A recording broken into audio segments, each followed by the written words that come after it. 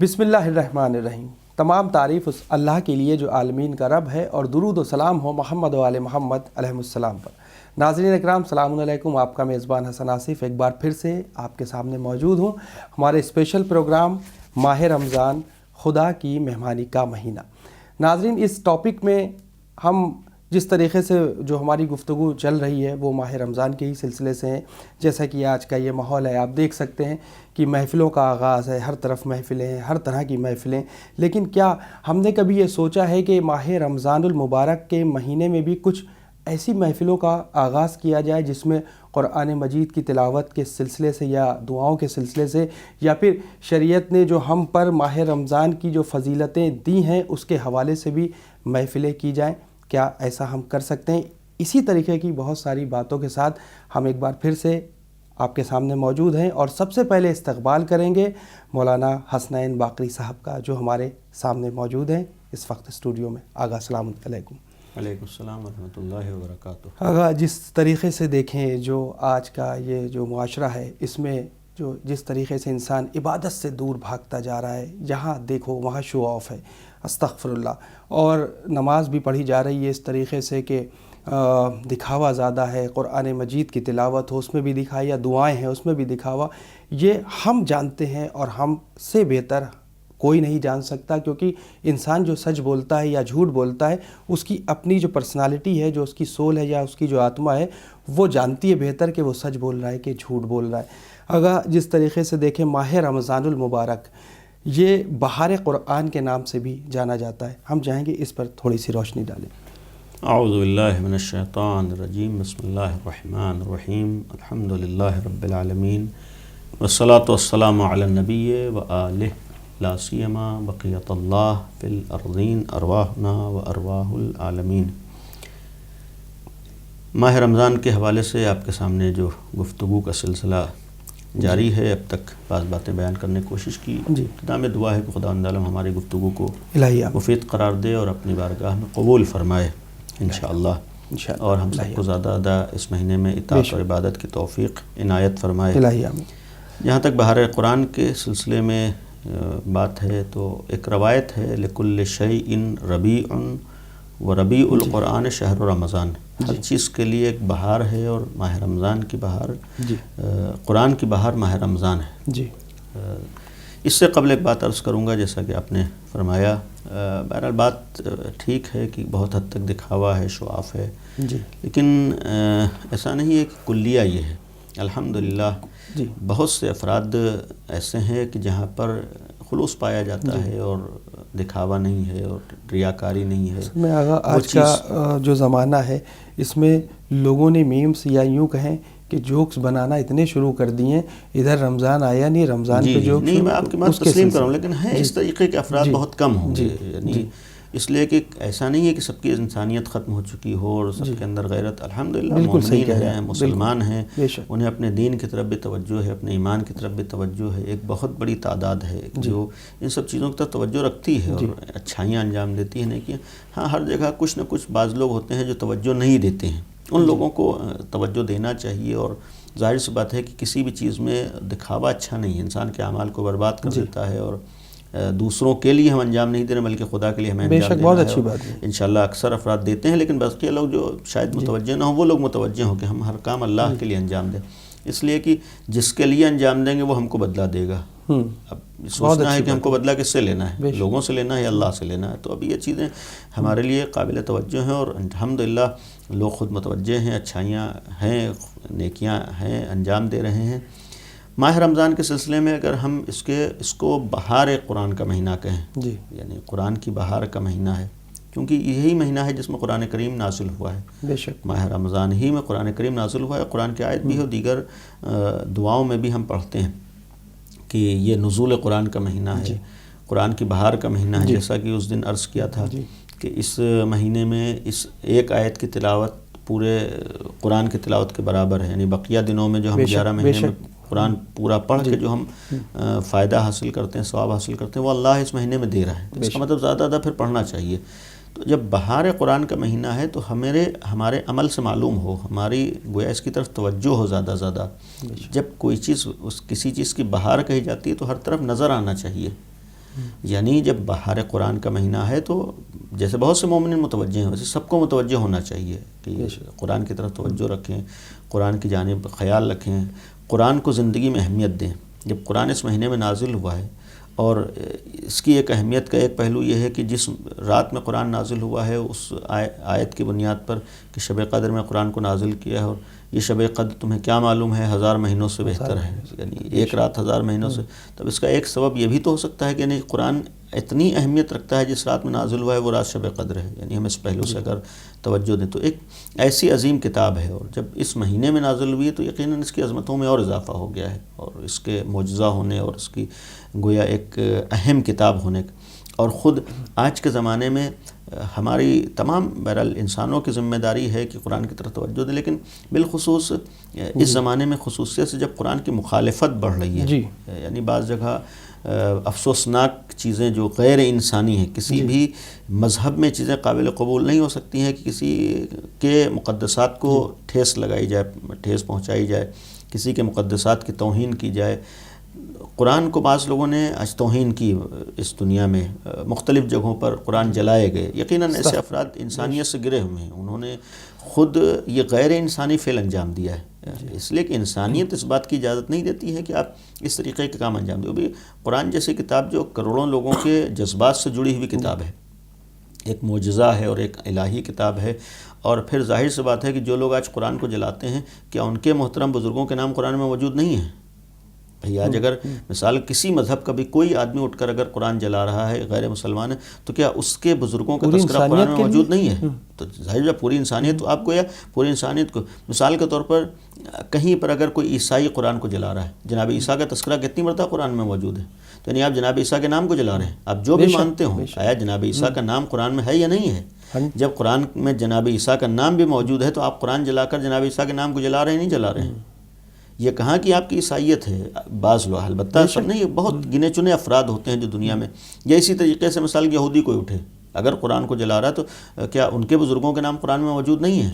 یقیناً موجود ہیں، سارے انبیاء کے، بہت سے انبیاء کے تذکرہ اس میں موجود ہیں، نام موجود ہیں، بالخصوص بڑے بڑے انبیاء کے نام موجود ہیں۔ تو یہ بھی ایک انسان کے لیے قابل توجہ ہے۔ تو ایک طرف یہ خود جلایا جانا مخالفت اس بات کی دلیل ہے کہ قرآن اہمیت رکھتا ہے، بے شک، اس لیے کہ اور کتابوں کیوں نہیں جلایا جا رہا ہے، یعنی اور کتابوں کو کیوں نہیں ٹارگٹ کیا جا رہا ہے؟ کتاب کی مخالفت، قرآن کی مخالفت اور قرآن کو جلایا جانا، اور اتنے زمانے کے بعد ایک کتاب لے کر منظر عام پر آ کر اس کی مخالفت کرنا، یہ خود اس بات کا ثبوت ہے کہ اس قرآن کی ویلو ہے، قرآن کی اہمیت ہے۔ وہ عمل قابل مذمت ہے، اس میں کوئی شک نہیں ہے، غلط عمل ہے، یعنی کوئی بھی قرآن کو جلائے یقیناً ایسا انسان نہیں ہے، انسانیت سے گرا ہوا ہے، جتنی بھی مذمت کی جائے۔ لیکن دوسری طرف یہ عمل اس بات کا ثبوت بھی ہے ہر انسان کے لیے قابل غور کہ یہ قرآن اتنی اہمیت رکھتی ہے کہ اتنی زمانہ گزرنے کے بعد بھی لوگوں کو کھٹک رہی ہے، یعنی یہ خود، اور جتنا قرآن کی تعلیمات آگے بڑھیں گے، جو لوگ بالکل انسانیت سے گرے ہیں وہ مخالفت کریں گے، لیکن ایسے موقع پر قرآن کے ماننے والوں کی ذمہ داری، ماہ رمضان جو بہار قرآن کا مہینہ ہے، ان لوگوں کی ذمہ داری ہے کہ ہم زیادہ قرآن کو اہمیت دیں۔ جب دشمنی اور مخالفت جب بڑھے تو پھر کم از کم دوستوں کو اس کی جانب بھی زیادہ توجہ دینا چاہیے، توجہ ہے لیکن مزید توجہ دیں۔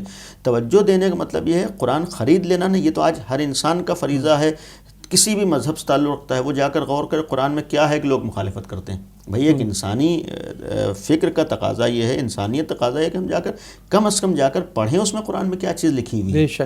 آج بہت سے لوگ بعض قرآنی آیات کو بنیاد بنا کر اعتراضات کرتے ہیں اسلام کے اوپر۔ بھئی قرآن میں ایک آیت نہیں لکھی ہے، قرآن پورا قرآن پڑھیے اور قرآن کو سمجھنے کی کوشش کیجیے، جو لوگ سمجھانے والے ہیں ان سے جا کر الٹ پھیر کر کے آیتیں بتائی گئی ہیں، تو اس میں بہت سی چیزیں ایسی ہیں کہ جو انسان کو متوجہ کرتی ہیں، انسانیت کے لیے ہدی للناس، یہ ہے لوگوں کے لیے ہدایت ہے، تو لوگوں کے لیے بہت سی باتیں اس میں ہیں، بلکہ ساری باتیں لوگوں کے لیے۔ تو اب قرآن کو وہ لوگ بھی اہمیت دیں، لیکن ہم اپنوں کے لیے، مسلمانوں کے لیے عرض کریں گے کہ ہم لوگ قرآن کو زیادہ اہمیت دیں، اور اس سے زیادہ آگاہ ہو جائیں کہ آج دشمن کی نگاہوں میں بھی یہ ایک گویا ان کی نگاہوں میں کھٹک رہا ہے، اس کا مطلب اس میں کچھ ایسی چیزیں ہیں، انہی چیزوں کی جانب ہم بھی توجہ دیں، ہم قرآن کو پڑھیں، قرآن کو سمجھیں، قرآن پر عمل کریں، تو اس سے ہم کسی حد تک قرآن کا حق بھی ادا کریں گے اور قرآن سے بہرامند بھی ہو جائیں گے، اور جب ہمارا سماج اور ہماری سوسائٹی قرآنی ہوگی تو اس کے بہت سے فائدے بھی سماج میں ہمارے سامنے آئیں گے، اور بہت سی برائیاں ختم ہوں گی۔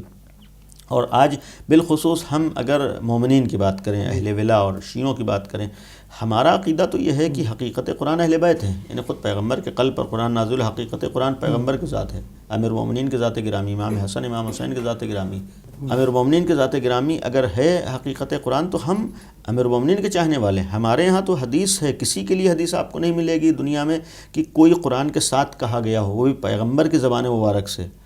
پیغمبر نے قرآن کے ساتھ کس کے لیے کہا؟ یا تو امیر المومنین کے لیے، علی والقرآن والقرآن مع علی، علی قرآن کے ساتھ ہے، قرآن علی کے ساتھ ہے۔ انی تارکن فیکم الثقلین لن یفترقا، یہ بھی یعنی میں اپنے اہل بیت اور قرآن کو ایک ساتھ چھوڑے جا رہا ہوں جو ایک دوسرے سے جدا نہیں ہو سکتے، یعنی یہ لوگ وہ ہیں جو قرآن سے جڑے ہوئے ہیں، قرآن سے وابستہ ہیں۔ جب یہ لوگ قرآن سے وابستہ ہیں تو ان لوگوں کی زیادہ ذمہ داری ہے جو اس در سے وابستہ ہوئے ہیں، یعنی جو لوگ اہل بیت کے چاہنے والے ہیں، جو امام علی کے ماننے والے ہیں، ان کی زیادہ ذمہ داری ہے قرآن کی طرف توجہ دینے کی، قرآن کی طرف آنے کی۔ حافظ قرآن اگر حقیقی معنی میں تھے تو نبی اور آل نبی تھے، محافظ قرآن بھی تھے اور حافظ قرآن بھی تھے، قرآن پر عمل کرنے والے بھی تھے، قرآن پڑھنے والے بھی تھے، قرآن کی طرف توجہ دینے والے۔ جب سب کچھ ان لوگوں نے کیا ہے تو یہ پھر ہمارا فریضہ ہے۔ آج ہم اپنی ذمہ داری سمجھ کر کوشش کریں کہ قرآن کی جانب توجہ دیں۔ الحمدللہ بہت حد تک تبدیلی آئی، لیکن اور مزید ہمیں توجہ دینا چاہیے، قرآن پڑھنا چاہیے، قرآن کی طرف آنا چاہیے، قرآنی مفاہیم اور قرآنی معانی اور قرآنی مطالب کی طرف توجہ دینا چاہیے۔ خود قرآن ہماری گویا ایک پہچان قرآن بھی ہونا چاہیے، جیسے بہت سی پہچانیں اسی طریقے سے ہماری پہچان قرآن ہونا چاہیے۔ اہل بیت کی پہچان قرآن بھی تھے، یعنی قرآن کے ذریعے سے وہ پہچانے جاتے تھے، قرآن کی طرف توجہ سے پہچانے بھی جاتے تھے، تو جب وہ بھی ایک چیز ان کی پہچان تھی تو ہماری پہچان میں انشاءاللہ بہت اچھی بات کی، بہت اچھی بات۔ اگر جس طریقے سے دیکھیں، جس طرح سے دیگر مہینوں میں بھی بہت ساری محفلیں ہوتی ہیں، چاہے وہ شعبان کا مہینہ ہو، رجب کا مہینہ ہو، بہت سارے ایسے اور بھی مہینے ہیں جس میں محفلوں کا انعقاد کیا جاتا ہے، کیوں ایسا نہیں ہوتا کہ قرآنی محفلوں کا بھی انعقاد کیا جائے، خاص کر رمضان المبارک کے مہینے میں؟ حالانکہ ہم نے غور کیا کہ چاہے مدینہ ہو، نجف ہو، کربلا ہو، قم ہو یا مشہد ہو، وہاں پر آپ دیکھیے وہاں کا ایک الگ ہی کلچر ہے، وہاں بچہ، جوان، بوڑھے سبھی لوگ قرآنی محفلوں میں شامل حال رہتے ہیں، اور بخوبی جس طریقے سے قرآن کی تلاوت ہوتی ہے اور جو کمپٹیشنز ہوتے ہیں، تو ایسا کلچر یہاں کیوں نہیں دیکھنے کو ملتا ہے؟